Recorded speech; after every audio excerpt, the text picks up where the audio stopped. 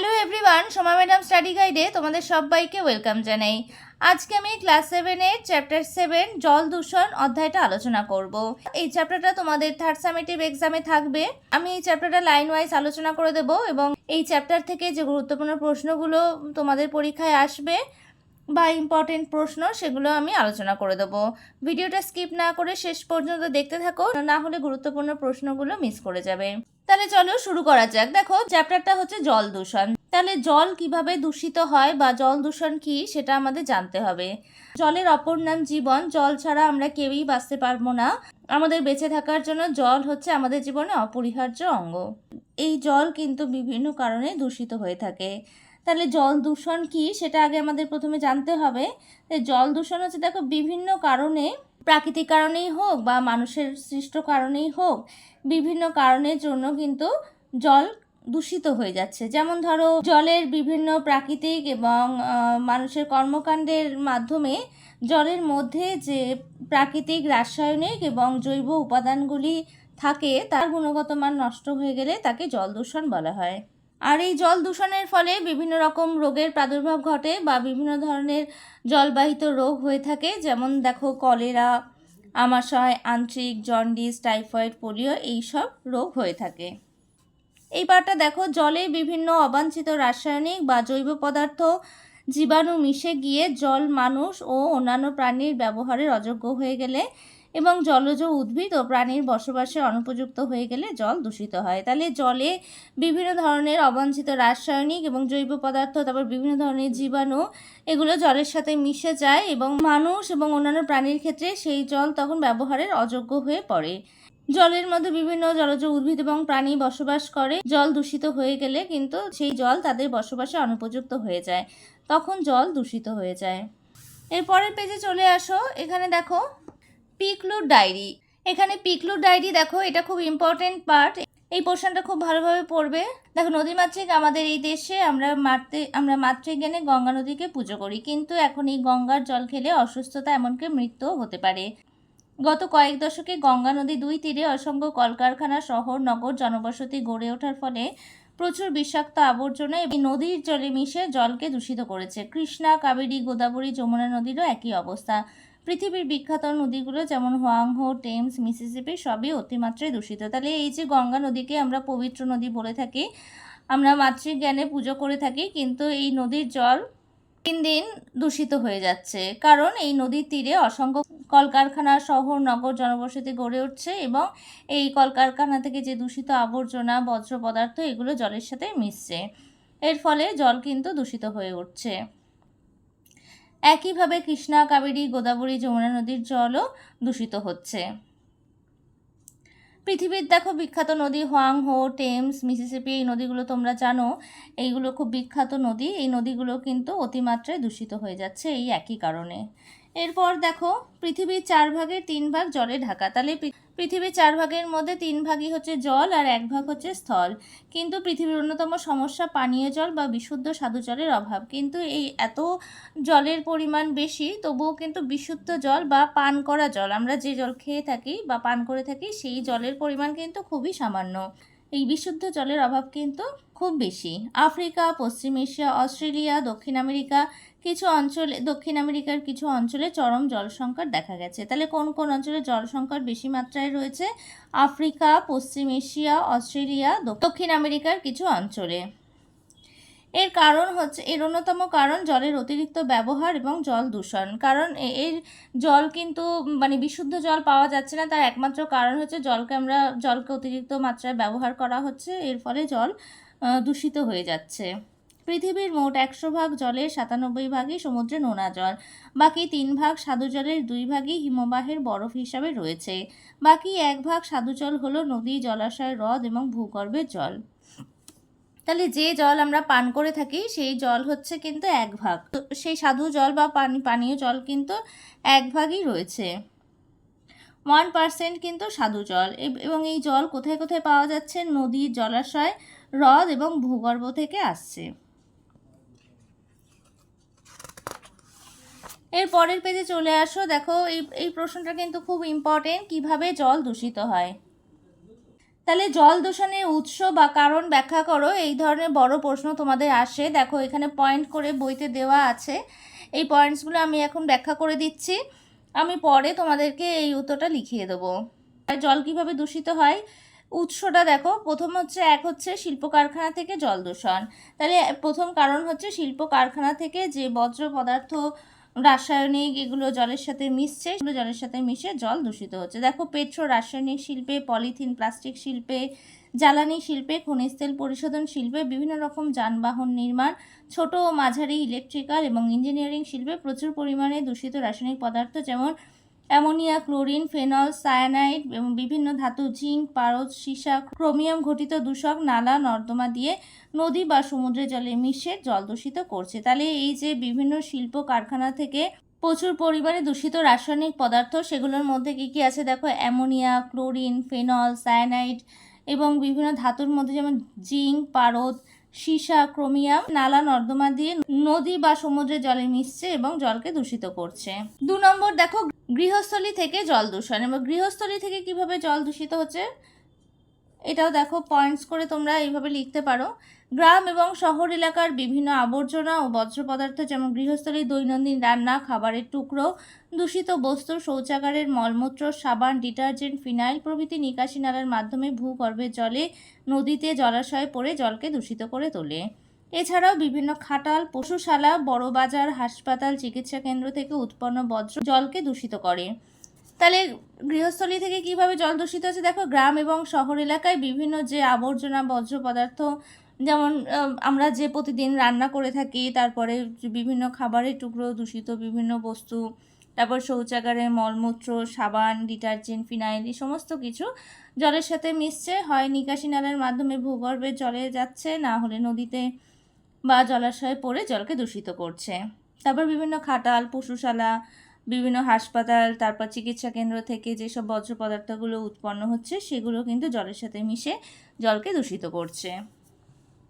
এরপর দেখো 3 নম্বর, কৃষিক্ষেত্র থেকে জল দূষণ। কৃষিক্ষেত্র থেকে কিভাবে জল দূষিত হচ্ছে দেখো, চাষের ক্ষেতে বিভিন্ন প্রকার রাসায়নিক সার, কীটনাশক, আগাছানাশক ব্যবহার করা হয়। বৃষ্টির জলে ধুয়ে এই সমস্ত বিষাক্ত রাসায়নিক ভূগর্ভের জলে, জলাশয়, নদীতে মিশে জল দূষিত করে। এই সারে থাকা নাইট্রেটের কারণে ক্যান্সার হতে পারে, শিশুদের মাথায় রক্ত চলাচলে অসুবিধা ঘটায়। তাহলে চাষের যেসব রাসায়নিক কীটনাশক, তারপরে আগাছানাশক, বিভিন্ন রকম কেমিক্যালস ব্যবহার করা হয়, সেইগুলো হচ্ছে বৃষ্টির জলে ধুয়ে বিষাক্ত এই রাসায়নিক পদার্থগুলো কোথায় যাচ্ছে, ভূগর্ভের জলে যাচ্ছে, জলাশয়ে, তারপর নদীতে মিশে যাচ্ছে।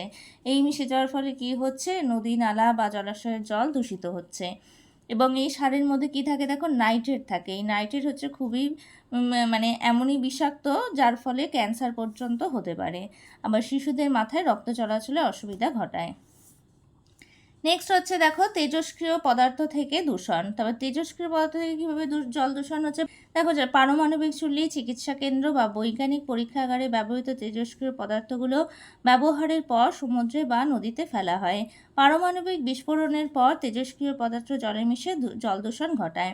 তাহলে যে সমস্ত পারমাণবিক চুল্লিগুলো রয়েছে, চিকিৎসা কেন্দ্র বা গবেষণাগারে যেখানে সায়েন্টিস্টরা গবেষণা করে, সেখানে যে তেজস্ক্রিয় পদার্থগুলো ব্যবহার করা হয় সেগুলো নদী বা সমুদ্রে ফেলে দেওয়া হয়।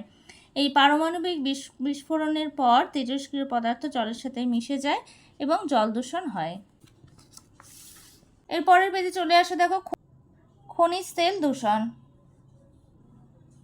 দেখো, দুর্ঘটনাগ্রস্ত তেলবাহী জাহাজ থেকে অথবা সমুদ্রে অবস্থিত তেলের খনি তেল সমুদ্রে মিশে জল দূষণ ঘটায়। তাহলে খনিজ তেল থেকে কিভাবে দূষণ হচ্ছে, যেসব দুর্ঘটনাগ্রস্ত তেলবাহী জাহাজ অথবা সমুদ্রে অবস্থিত যে তেলের খনিগুলো রয়েছে, খনি থেকে যে তেল নিঃসরণ হয় সেই তেল সমুদ্রে মিশে জল দূষণ ঘটায়।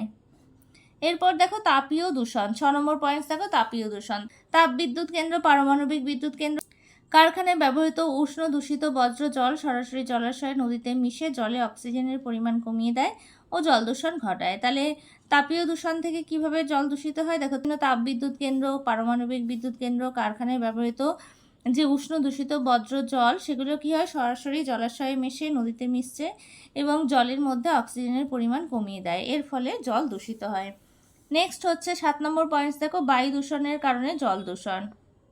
তাহলে এই পয়েন্টসটা দেখো, বায়ু দূষণের কারণে কিভাবে জল দূষণ হয়। এতক্ষণ তো আমরা পড়লাম বিভিন্ন শিল্প কারখানা থেকে জল দূষিত হচ্ছে, গৃহস্থালী থেকে জল দূষিত হচ্ছে, কৃষিক্ষেত্র থেকে, তারপর তেজস্ক্রিয় পদার্থ, এগুলো সমস্ত কিছুই কেমিক্যালস জলের সাথে মিশছে, তার ফলে জল দূষিত হচ্ছে। কিন্তু বায়ু দূষণের ফলে কিভাবে জল দূষিত হচ্ছে দেখো, কলকারখানা এবং যানবাহনের ধোঁয়ার মাধ্যমে বাতাসে সালফার ডাই অক্সাইড, নাইট্রোজেনের অক্সাইড, কার্বন মনোক্সাইড ইত্যাদি জমা হয়। বৃষ্টির জলের সঙ্গে সালফার ডাই অক্সাইড ও নাইট্রোজেন ডাই অক্সাইড বিক্রিয়া করে বিভিন্ন জলাশয়ের জলকে আম্লিক করে দেয়। তাহলে এই যে কলকারখানা আর যানবাহনের যে সমস্ত ধোঁয়া, এগুলো বাতাসে সালফার ডাই অক্সাইড, নাইট্রোজেনের অক্সাইড এবং কার্বন মনোক্সাইড ইত্যাদি জমা হয়, এগুলো বাতাসে জমা হতে থাকে।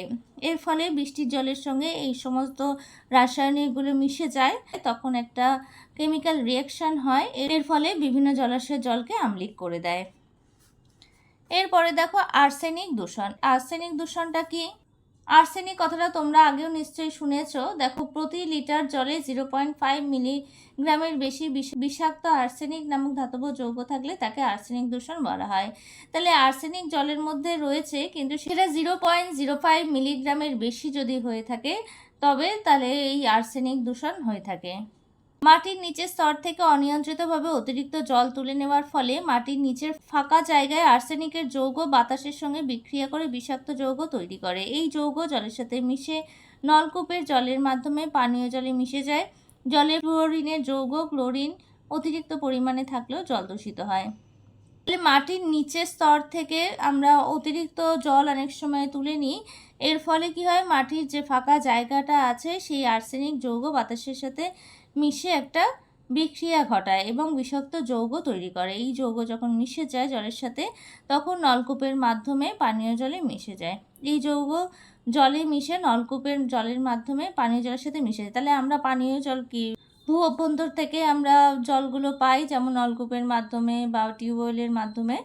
তাহলে যখন আমরা মাটির স্তর থেকে যখন অতিরিক্তভাবে জল আমরা নিয়ে ফেলি, অতিরিক্ত জল আমরা তুলে নিই, তখন গিয়ে মাটির নিচে যে ফাঁকা জায়গাটা থাকে, তখন সেখানে সেই ফাঁকা জায়গায় আর্সেনিক যৌগ বাতাসের সাথে মিশে একটা বিক্রিয়া ঘটে বিষাক্ত যৌগ তৈরি করে।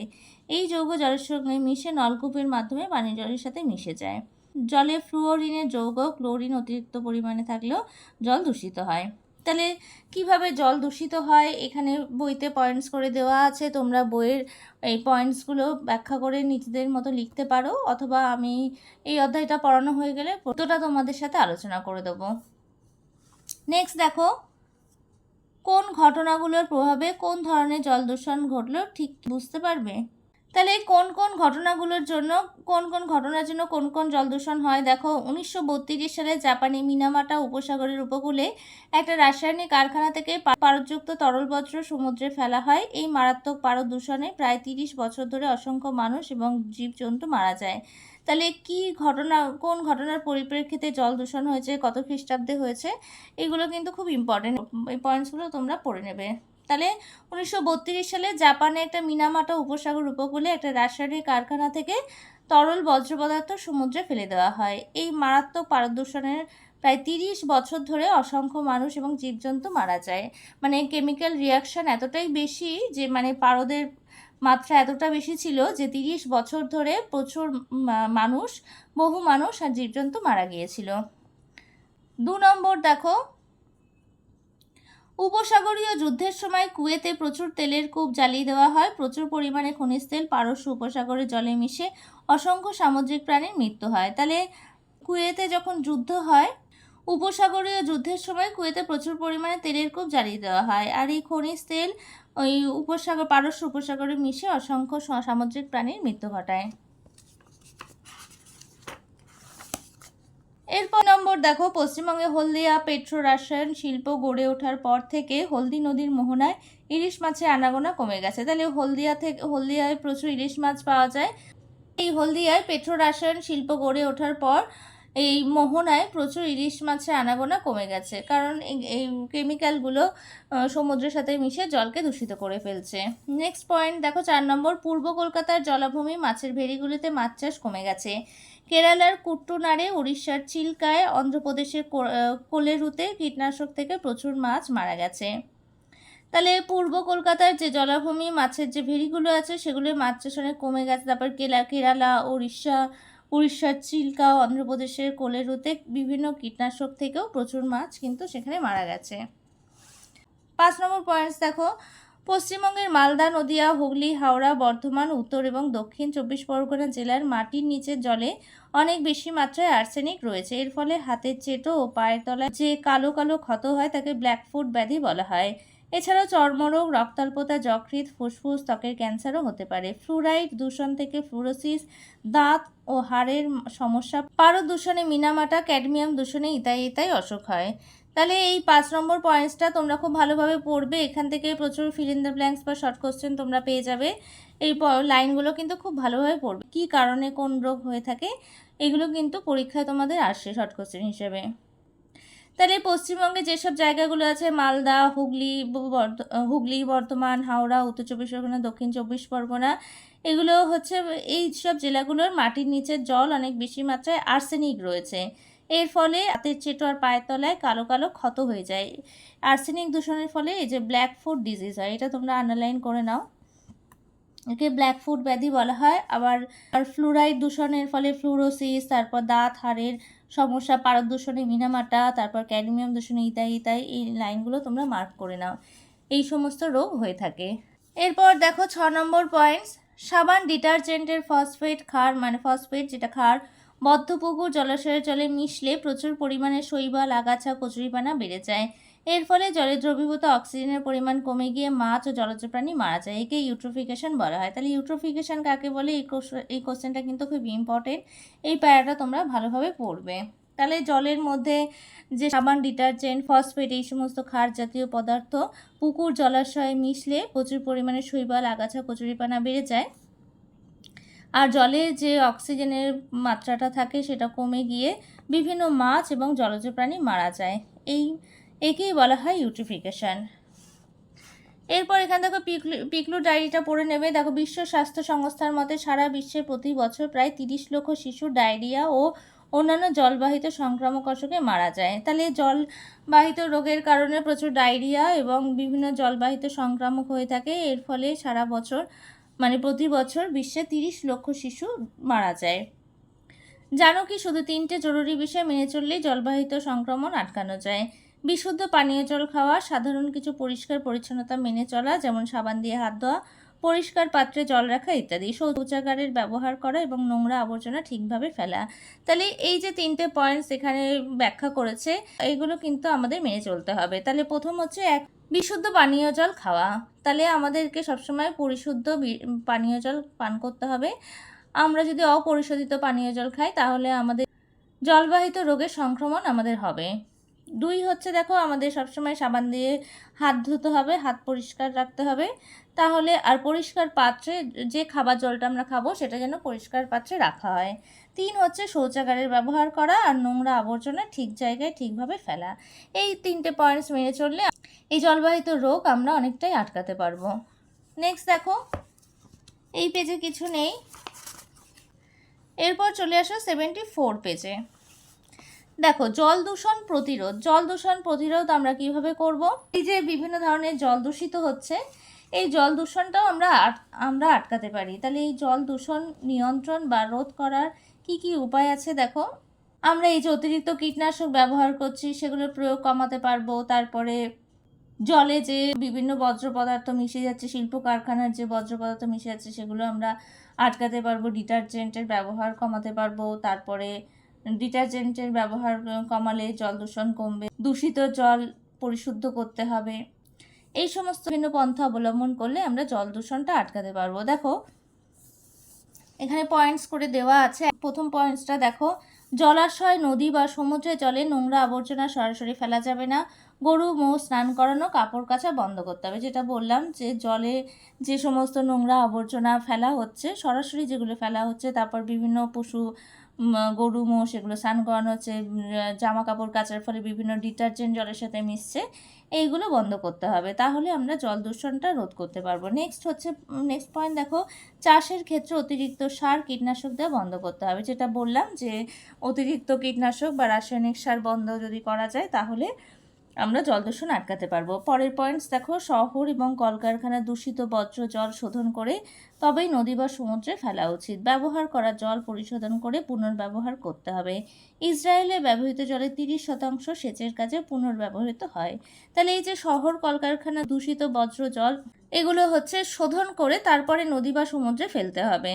আর এই ব্যবহার করা জল পরিশোধন করে পুনর্ব্যবহার করা যায়। এইভাবে যদি আমরা জলটাকে পুনর্ব্যবহার করতে পারি তাহলে জল দূষণ অনেকটা কমবে। ইসরায়েলে দেখো ব্যবহৃত জলের 30% সেচের কাজে ব্যবহৃত হয়। নেক্সট পয়েন্ট দেখো, তাপবিদ্যুৎ পারমাণবিক বিদ্যুৎ কেন্দ্রের বর্জ্য গরম জল ঠান্ডা করে তবেই নদী বা সমুদ্রে ফেলা উচিত। তাহলে যেসব পারমাণবিক বিদ্যুৎ কেন্দ্র, তাপবিদ্যুৎ কেন্দ্র থেকে যেসব বর্জ্য পদার্থ জলের সাথে মেশে সেগুলো তো গরম থাকে, সেগুলো ঠান্ডা করে তবেই নদী বা সমুদ্রে ফেলা উচিত। নেক্সট পয়েন্ট দেখো, বিভিন্ন ব্যাকটেরিয়া, শৈবাল, রাসায়নিকের মাধ্যমে সমুদ্রে ভাসমান তেলের দূষণ দূর করা যায়। তাহলে বিভিন্ন ধরনের যে ব্যাকটেরিয়া, শৈবাল, তারপর রাসায়নিক তেল সমুদ্রের সাথে মিশে সেগুলো দূষণও রোধ করা যায়। নেক্সট হচ্ছে নিরাপদ পানীয় জলের জন্য নলকূপের জলের দূষণ এর বৈজ্ঞানিক পরীক্ষা করে বিশুদ্ধ জল সরবরাহের ব্যবস্থা করতে হবে। আমরা যে পানীয় জলটা ব্যবহার করি, নলকূপের জল অনেক সময় আমরা পানীয় জল হিসেবে ব্যবহার করে থাকি। এই নলকূপের জলের দূষণে ভালোভাবে পরীক্ষা নিরীক্ষা করে তবেই এই বিশুদ্ধ জল সরবরাহ করতে হবে। তার ব্যবস্থা যাতে ঠিকঠাক হয় সেটা আমাদের খেয়াল রাখতে হবে। তাহলে জলের পুনর্ব্যবহার কিভাবে আমরা করতে পারবো বা জল দূষণ কিভাবে প্রতিরোধ করতে পারবো, এই ধরনের বড় প্রশ্ন কিন্তু তোমাদের আসে এবং এই প্রশ্নগুলো কিন্তু খুব ইম্পর্টেন্ট প্রশ্ন। তাহলে আজকে আমি এই অধ্যায়টা ভালোভাবে বুঝিয়ে দিলাম, আর কি ধরনের প্রশ্ন তোমাদের আসবে সেটা আমি একটা সংক্ষেপে আলোচনা করে দিলাম। এর পরের ভিডিওতে আমি এই অধ্যায়ের যে ছোট বড় ইম্পর্টেন্ট প্রশ্নগুলো আছে সেগুলো আলোচনা করে দেবো। ভিডিওটা কেমন লাগলো আমাকে কমেন্টস করে জানাবে, আর ভিডিওটা ভালো লাগলে একটা লাইক করে দেবে, আর একই ক্লাসের বন্ধুদের সাথে ভিডিওটা বেশি করে শেয়ার করে নেবে।